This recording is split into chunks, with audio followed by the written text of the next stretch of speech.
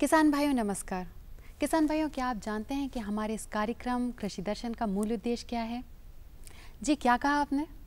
क्या बात है। मुझे तो पहले ही पता था कि आपको ज़रूर पता होगा कि हमारे इस कार्यक्रम का मूल उद्देश्य क्या है, और आपको पता हो भी क्यों ना, क्योंकि हम ज़रूरत पड़ने पर आपके साथ रहते हैं। समय समय पर खेत खलिहानों से जुड़ी हर छोटी बड़ी जानकारी आपके साथ साझा करते हैं, आप तक पहुंचाने का पूरा प्रयास करते हैं। अब आप सोच रहे होंगे कि आज कार्यक्रम कृषि दर्शन क्या कुछ नया लेकर आया है, तो मैं आपको बता दूं कि आज हम आपको लिए चल रहे हैं मालवा निवाड़ अंचल में, जहां का कपास प्रदेश भर में ही नहीं पूरे देश में प्रसिद्ध है। लेकिन इन कीड़ों का मैं क्या करूं जो इन पर लगकर इनकी गुणवत्ता भी खराब करते हैं और उत्पादकता भी। क्यों ना आज इसी विषय पर चर्चा की जाए, लेकिन पहले समय है खबरें खेती और मंडी भाव का।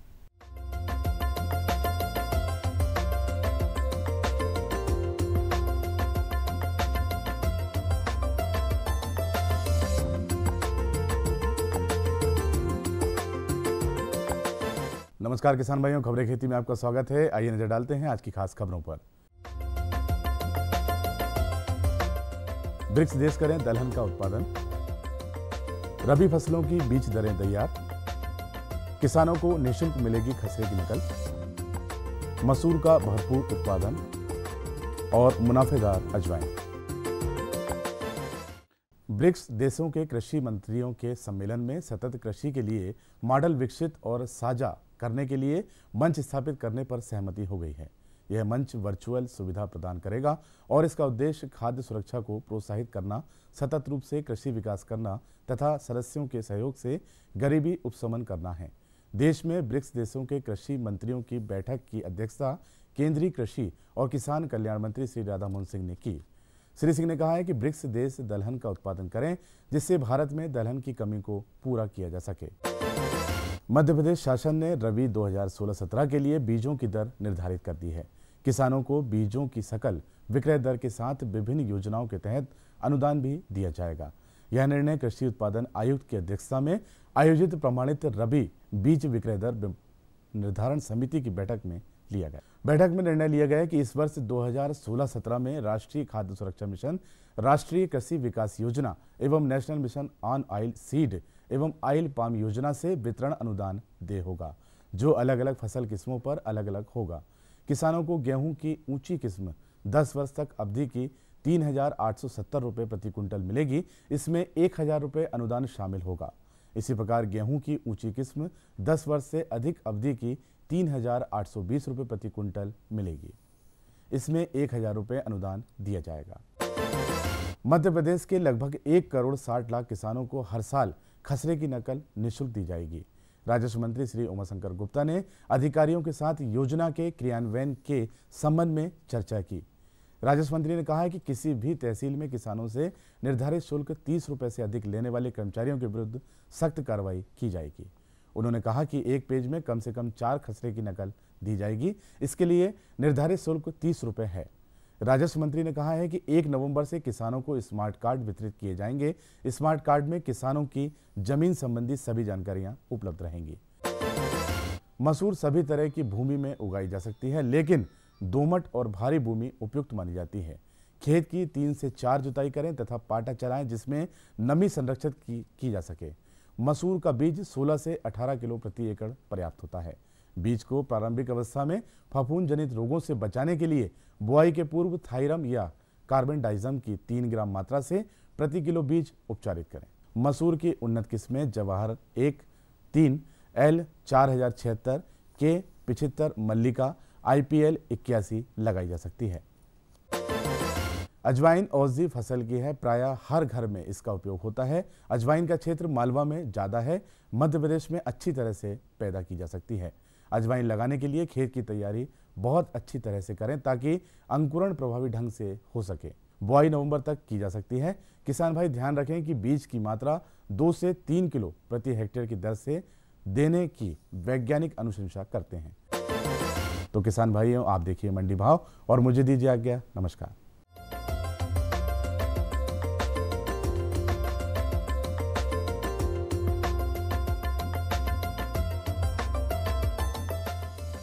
सोयाबीन के भाव प्रति क्विंटल मंडियों में इस प्रकार रहे। आगर में न्यूनतम 2,700 रुपए, अधिकतम 3,140 रुपए। सतना में न्यूनतम 3,000 रुपए, अधिकतम 3,252 रुपए। राजगढ़ में न्यूनतम 2,100 रुपए, अधिकतम 3,200 रुपए। नीमच में न्यूनतम 2,780 रुपए, अधिकतम 3,195 रुपए रहा। मसूर के भाव प्रति क्विंटल मंडियों में इस प्रकार रहे। सतना में न्यूनतम 4,300 रुपए, अधिकतम 5,051 रुपए। नीमच में न्यूनतम 5,100 रुपए, अधिकतम 5,412 रुपए। काला पीपल में न्यूनतम 4,500 रुपए, अधिकतम 5,800 रुपए। बरेली में न्यूनतम 5,080 रुपए, अधिकतम भाव भी 5,080 रुपए रहा। मक्का के भाव प्रति क्विंटल मंडियों में इस प्रकार रहे। अनूपपुर में न्यूनतम 1,400 रुपए, अधिकतम भाव भी 1,400 रुपए रहा। बैतूल में न्यूनतम 1,341 रुपए, अधिकतम 1,591 रुपए। लश्कर में न्यूनतम 1,340 रुपए, अधिकतम 1,350 रुपए। मंदसौर में न्यूनतम 1,100 रुपए, अधिकतम 1,650 रुपए रहा।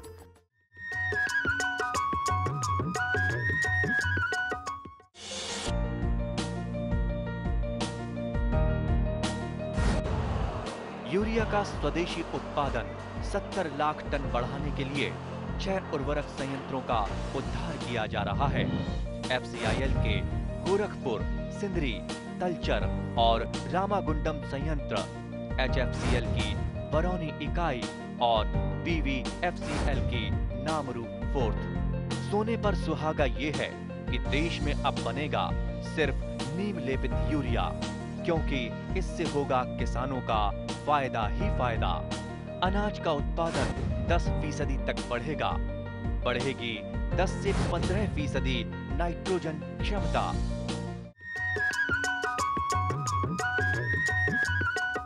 कृषि समाचारों के बाद किसान भाइयों, अब समय हो चला है विषय कपास में कीट नियंत्रण पर चर्चा करने का।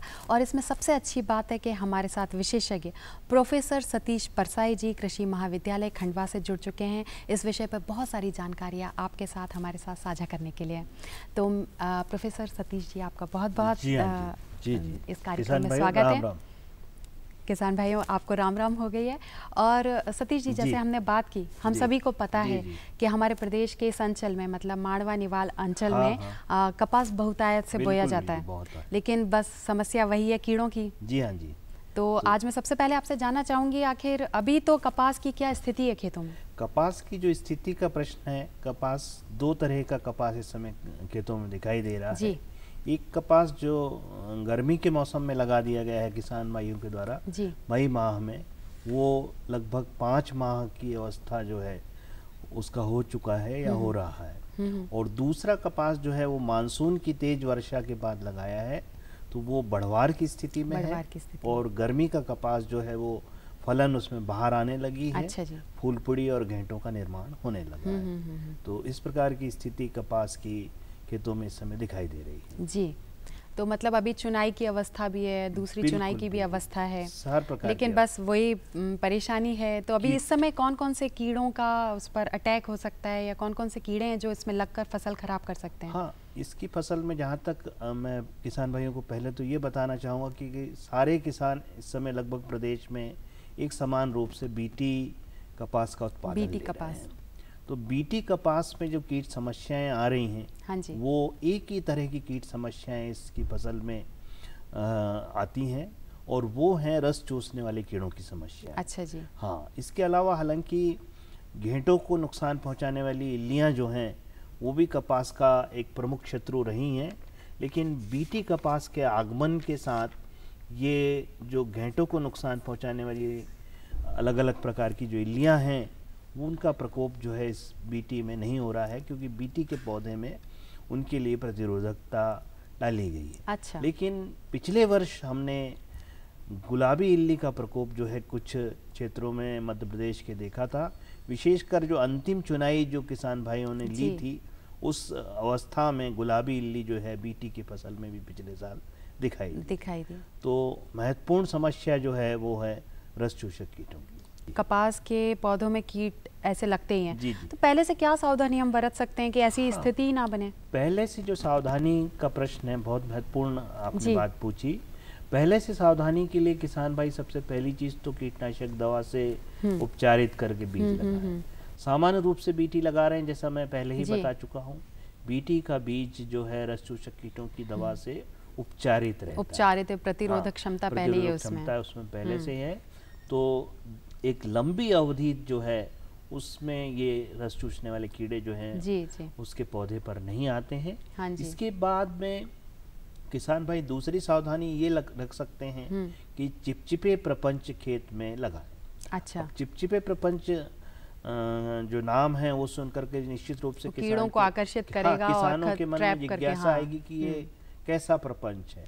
ये प्रपंच हालांकि मिलता है बाजार में, पर यदि आपके क्षेत्र में ये उपलब्ध नहीं है तो किसान ये अपने ग्रामीण स्तर पर भी अपना चिपचिपा प्रपंच बना सकता है। टीन या लोहे का एक छोटा सा पतरा लेना है और उसको यदि पीले रंग से पोत दे, पीला पेंट उस पर कर दे, तो ये सोने पे सुहागा एक जो कहावत है उसके अनुकूल होगा, क्योंकि ये रस चूसने वाले कीड़ों को, विशेषकर सफ़ेद मक्खी जैसे कीट है, उनको अधिक आकर्षित करता है पीला रंग, तो ये अधिक मात्रा में कीट आएंगे। और इसमें कोई चिपचिपा पदार्थ जो है, या तो अरंडी का तेल जो ज़्यादा चिपचिपाहट वाला होता है, या ग्रीज इसमें पोत दे और ये खेतों में चारों तरफ इस प्रकार के चिपचिपे प्रपंच लगा दे। तो जैसे ही रस चूसने वाले कीड़ों की समस्या आरंभ होगी, ये रस चूसने वाले कीड़े उड़ेंगे, उड़ करके इन चिपचिपे प्रपंच पर ये चिपकेंगे और इस प्रकार से ये हमारी फसलों पर आने की संभावना इनकी कम बनेगी। अच्छा, दूसरा मतलब क्या प्रबंधन, कीट प्रबंधन एक तो इससे कर सकते हैं, दूसरा दवाई क्या है जो हम यूज कर सकते हैं, कौन सा पेस्टिसाइड है? या सबसे पहले तो जो है किसान भाई इन कीटों के प्रबंधन के लिए मैंने बताया कि चिपचिपा प्रपंच तो ये तो आखिरी तक लगाए रख सकते हैं। इसके अलावा किसान भाई सबसे पहले यदि आरंभिक प्रकोप की स्थिति है तो ऐसी स्थिति में नीम का तेल सबसे अच्छा प्रबंधन के लिए उसका उपयोग पहले करें। और नीम का तेल किसान भाई थोड़ा सा गलती करते हैं उसके उपयोग में, मैं उनका उस ओर भी विशेष रूप से ध्यान आकर्षित करना चाहूँगा। जी बिल्कुल। क्योंकि किसान भाई हम अनुशंसा करते हैं किसान को नीम तेल 5 मिलीलीटर प्रति लीटर इस अनुपात में घोल करके और उसके छिड़काव की। किसान क्या करता है कि एक टंकी में 15 लीटर आमतौर पर पानी लेता है, तो 15 लीटर पानी में 75 मिलीलीटर नीम तेल लगना है। तो 75 मिलीलीटर नीम तेल जो है उसकी मात्रा पूरी उड़ेल देता है अपने छिड़काव यंत्र में और उसके बाद छिड़काव करने की तैयारी करके और छिड़काव करना शुरू कर देता है। तो ऐसी स्थिति में उसके सामने विपरीत स्थिति निर्मित होती है, उसका जो पंप का नोजल है वो चोक हो जाता है, उसमें से फुहार आना बंद हो जाता है। अच्छा। और फिर किसान परेशान होकर के और इस नीम तेल को अपनी मेड़ पर जा करके उड़ेल देता है और इसका उपयोग करने की जगह जो हानिकारक रासायनिक कीटनाशक है उनका उपयोग करने लगता है। तो इससे बचने के लिए थोड़ी सी सावधानी किसान रखें। नीम तेल की जो 75 मिलीलीटर मात्रा उसको 15 लीटर पानी के मान से लेना है, उसको पहले छोटे बर्तन में कोई प्लास्टिक का मग या छोटी बाल्टी ले ले, उसमें हाथ से अच्छी तरह से ये मथ ले। अच्छा। और मथने के उपरांत ये टंकी में उड़ेले और टंकी में जो चिपकने वाली दवाई आती है, चिपको नाम से आमतौर पर किसान जिसको बुलाते हैं, वो दवा इस्तेमाल करें। हालांकि हम इसको वैज्ञानिक भाषा में सैंडोविट या टीपॉल के नाम से पुकारते हैं। तो ये 1 मिलीलीटर प्रति लीटर इस बात में ये दवा मिला करके और फिर छिड़काव यंत्र में लेकर के इसको छिड़काव करें। यदि चिपकने वाली दवाई जो है उनके क्षेत्र में, किसान के क्षेत्र में नहीं उपलब्ध है, तो किसान को विशेष रूप से परेशान होने की आवश्यकता नहीं है। वो उसके घर में निश्चित रूप से जो बर्तन अपने कपड़े धोने का पाउडर जिसको हम कहते हैं, हाँ डिटर्जेंट पाउडर, वो निश्चित रूप में उसके घर में उपलब्ध होगा। आधा चम्मच डिटर्जेंट पाउडर जो है वो पानी की टंकी में या छिड़काव यंत्र में जो है वो मिला दे, तो ये भी वो चिपको दवा का काम करेगा। तो आप बिल्कुल इनको ध्यान में रखिए और अगले बार अपने कपास की उत्पादन क्षमता और बढ़ाइए, यही हम भी चाहेंगे। तो सतीश जी आपका बहुत बहुत धन्यवाद। बहुत बहुत धन्यवाद, नमस्कार। किसानों के हित में बड़ा कदम, प्रधानमंत्री कृषि सिंचाई योजना। हर खेत को पानी, प्रति बूंद अधिक उपज। सिंचाई के सही तरीकों और जल संरक्षण की नई तकनीकों के साथ बढ़ेगा जमीन का जल स्तर। जिला स्तर पर होंगी सिंचाई योजनाएं। असिंचित क्षेत्रों तक पानी पहुंचाकर बढ़ेगा उत्पादन। भारत सरकार की विशाल योजना प्रधानमंत्री कृषि सिंचाई योजना। क्या है फसलों का ताजा हाल? कैसे हो इनकी सही देखभाल? बीज और खाद की कैसे हो सही पहचान? जानिए विशेषज्ञों के साथ। देखिए खेत खलिहान, सोमवार से शुक्रवार सुबह 7 बजे। डीडी किसान, बदलते भारत की शान।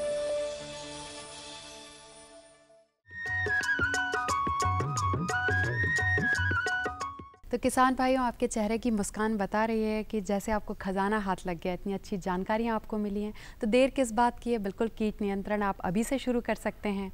और अब आपको हम ले चलेंगे आरडी बारपेटे जी के पास, जो कि हमको बताएंगे पौध संरक्षण किस प्रकार किया जा सकता है। रबी की जो सब्जियां हैं उसमें मूल रूप से गोभी वर्गीय सब्जियां हैं, जिसमें फूल गोभी, पत्ता गोभी, गांठ गोभी ये आती है। इसके अलावा टमाटर, मिर्च और बैंगन ये हमारी बहुत ही प्रचलित सब्जियां हैं। इन सभी सब्जियों में सबसे प्रमुख काम है पौध उत्पादन या रोपा तैयार करना। अगर आपने रोपा को स्वस्थ तैयार कर लिया तो आगे की फसल जो आप लेने वाले हैं उसमें तमाम तकलीफ़ें आपकी कम हो जाएगी। इसलिए रोपा हमारा स्वस्थ होना बहुत ही अनिवार्य है। और स्वस्थ रोपा तैयार करने के लिए आपको 3-4 बातों के ऊपर बहुत विशेष ध्यान देना पड़ेगा। नर्सरी में एक प्रमुख रोग है पाद गलन, अंग्रेजी में डैम्पिंग आप बोलते हैं, जिसमें पूरा रोपनी हमारी नष्ट हो जाती है। जब भी आप रोप को घना बोएंगे, जब भी नर्सरी के अंदर पानी का भराव होगा, तब ये बीमारी आती है। इस रोग से बचने के लिए आपको जो सब्जी के जो पौध है उसको कतार में बोना चाहिए और नर्सरी तैयार करते समय उसको कम से कम 6 इंच ज़मीन की सतह से 6 इंच उठी हुई बनाना चाहिए। और इसके अलावा रोपा बोने के पहले ट्राइकोडर्मा कल्चर 3 बाई 1 मीटर की जो साइज की नर्सरी है उसमें 50 ग्राम के आसपास ट्राइकोडर्मा कल्चर को आप ज़रूर ज़मीन में मिला दें। अगर आप ये करेंगे तो जो पाद गलन या डैम्पिंग ऑफ रोग है वो नहीं आवेगा। इसके बाद भी अगर कहीं आकस्मिक वर्षा हो जाए या नमी ज़्यादा हो जाए, ऐसी स्थिति में रोप गलना चालू हो जाता है। इस स्थिति में आप उस फसल की, उस रोपे की गुड़ाई करें और गुड़ाई के तुरंत बाद कॉपर ऑक्सीक्लोराइड नाम का जो फफूंदनाशक है, इसको 1 लीटर पानी में 2.5 ग्राम की दर से आप लें। 15 लीटर में आप करीब 35 ग्राम 37 ग्राम दवाई लें और इस घोल से उस नर्सरी का सिंचन करें। अगर आप ये करेंगे तो जो रोपणी की हमारी प्रमुख समस्या है वो रुक जाएगी। इसके बाद ये तमाम सब्जी वाली जो हमारी फसलें जिनका मैंने शुरू में जिक्र किया था, इसमें चुर्रा मुर्रा या लीफ कर्ल जिसको हम कहते हैं, या किसान अपनी भाषा में इसको माथा बंधना बोलते हैं, इसमें पूरी पत्तियां सिकुड़ के गोल हो जाती है और इन पौधों से किसी भी तरह का आपको उत्पादन नहीं मिलता है। या तो उत्पादन पूरी तरह से जीरो हो जाता है या फिर विकृत फल मिलते हैं जिनकी गुणवत्ता नहीं होती है, जिनका मार्केट में कोई मूल्य नहीं होता है। इस तरह के फल आपको मिलते हैं। तो ये जो विषाणुजन्य लीफ कर्ल या चुर्रा मुर्रा रोग है, इसकी शुरुआत भी नर्सरी से ही होती है और ये बहुत ही मतलब ठीक नहीं होने वाली एक समस्या है। किसान भाई, इस रोग से बचने के लिए जब आप रोप तैयार करते हैं तो उसके ऊपर मॉस्किटो नेट लगाएं। जो संपन्न किसान है वो तो पॉली हाउस और नेट हाउस की मदद ले सकते हैं, या पॉली हाउस और नेट हाउस में जो रोप तैयार हुआ वहाँ से आप रोप खरीद सकते हैं। पर जो छोटे किसान अपने छोटे पैमाने पे जो काम कर रहे हैं, वो रोपणी के ऊपर मॉस्किटो नेट या मच्छरदानी जो होती है सामान्य हमारे घरों की प्रयोग में आने वाली, उससे रोपणी को कवर करें।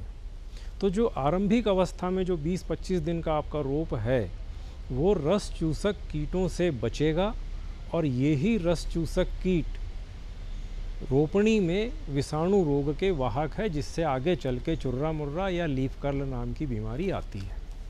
इसके अलावा एक सावधानी और नर्सरी में आपको रखनी है, जो मिर्ची, बैंगन और टमाटर, ये 3 हमारी ऐसी फसलें हैं जिसमें जीवाणुजन्य उकटा रोग आ रहा है। खास करके जो नए नए हाइब्रिड्स हम लगा रहे हैं, इन हाइब्रिड्स में जीवाणुजन्य उकटा रोग, जैसे ही फसल फूल और फलों की अवस्था पे आती है, उस अवस्था में जीवाणुजन्य उकटा रोग आता है और उस उकटा रोग का उस स्टेज में कोई प्रभावी नियंत्रण हमारे पास नहीं है। इस रोग से बचने के लिए कृषि विज्ञान केंद्र बैतूल ने कुछ प्रयोग किए थे, उनके रिजल्ट मैं आपके साथ बांटना चाहता हूँ। स्ट्रेप्टोसाइक्लिन नाम का जो एंटीबायोटिक है, इस स्ट्रेप्टोसाइक्लिन एंटीबायोटिक का आप घोल बनाइए। 15 लीटर की टंकी में 3 से 4 ग्राम दवाई आपको घोलना है। 15 लीटर पानी में 3 से 4 ग्राम स्ट्रेप्टोसाइक्लिन घोलिए, और जब रोपा को आप ट्रांसप्लांट करते हैं, उखाड़ के जब खेत में लगाने वाले होते हैं, उसके 1 दिन पहले इस घोल से नर्सरी का सिंचन करें। 15 लीटर की टंकी 3x1 की नर्सरी में आप 2-3 बार चला के और खाली कर दीजिए, तो वो जो रोप है वो पूरी तरह से स्प्रे से भी कवर हो जाएगा और उसकी जड़ों तक सिंचन के माध्यम से घोल पहुंच जाएगा। अगर ये उपचार हम करते हैं तो निश्चित रूप से जो 60-70 दिन की अवस्था में जीवाणुजन्य उकटा रोग का आक्रमण होता है, उसमें बहुत बड़े पैमाने पे कमी आएगी, क्योंकि ये रोपा आपका उस बीमारी के लिए काफ़ी हद तक सुरक्षित हो जाता है। तो ये कुछ बातें थी जो आपको रोपणी में ध्यान देना है।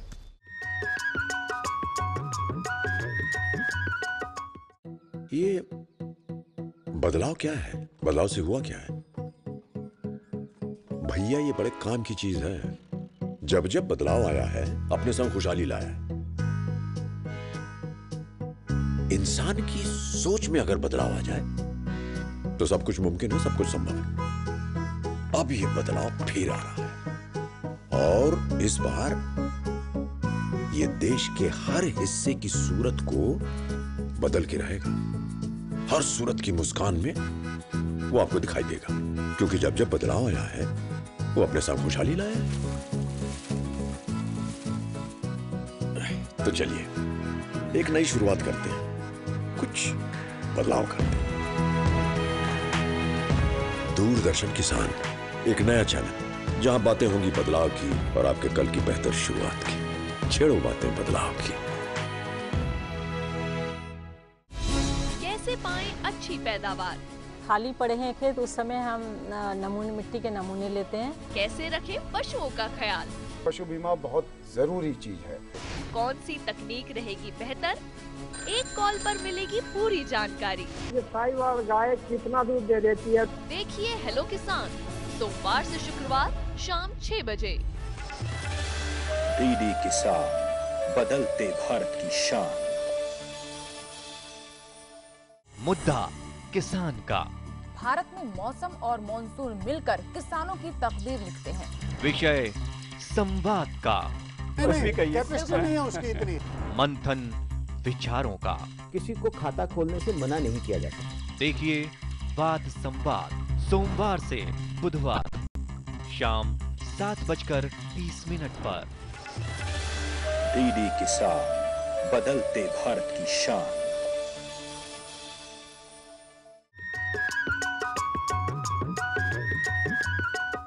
किसान भाइयों, कृषि दर्शन कार्यक्रम का आज का अंक आपको कैसा लगा? हमेशा की तरह आपके पत्रों का इंतजार हमें रहेगा।